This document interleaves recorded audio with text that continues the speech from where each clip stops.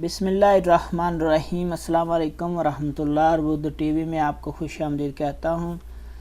سعودی وزارت human resource نے مزید 6 پیشوں میں سعودی شہریوں کو لانے کا فیصلہ کیا ہے۔ مزید 6 پیشے جو صرف سعودیوں کے لیے مختص کر دیے ہیں، غیر ملکیوں کی ان پیشوں سے چھٹی ہو جائے گی۔ ہیومن ریسورسز کے وزیر انجینئر احمد الراجی نے اس کی منظوری دے دی ہے۔ وزارت نے کہا ہے کہ جن پیشوں کو شہریوں کے لیے مختص کیا گیا ہے ان میں قانونی مشاورت رکھنے والے لا فرمز، یعنی جو قانونی ایجنسیاں ہوتی ہیں وہاں پہ جو کام کرتے ہیں، ریئل اسٹیٹ جائیدادوں کی سرگرمیاں میں کام کرنے والے لوگ، فلم انڈسٹری، ڈرائیونگ اسکولوں میں کام کرنے والے لوگ، ٹیکنیکل اینڈ انجینئرنگ پروفیشنلز، تکنیکی اور انجینئرنگ کے پیشے سے وابستہ لوگ ان پیشوں میں اب صرف سعودی کام کریں گے، اور ان پیشوں میں سعودی شہریوں کے لیے جو مختص کرنے سے 40,000 اسامیاں پیدا ہوں گی۔ ان 6 پیشوں جب فارغ کر دیا جائے گا غیر ملکیوں کو تو یہاں سے 40,000 اسامیاں پیدا ہوں گی سعودیوں کے لیے۔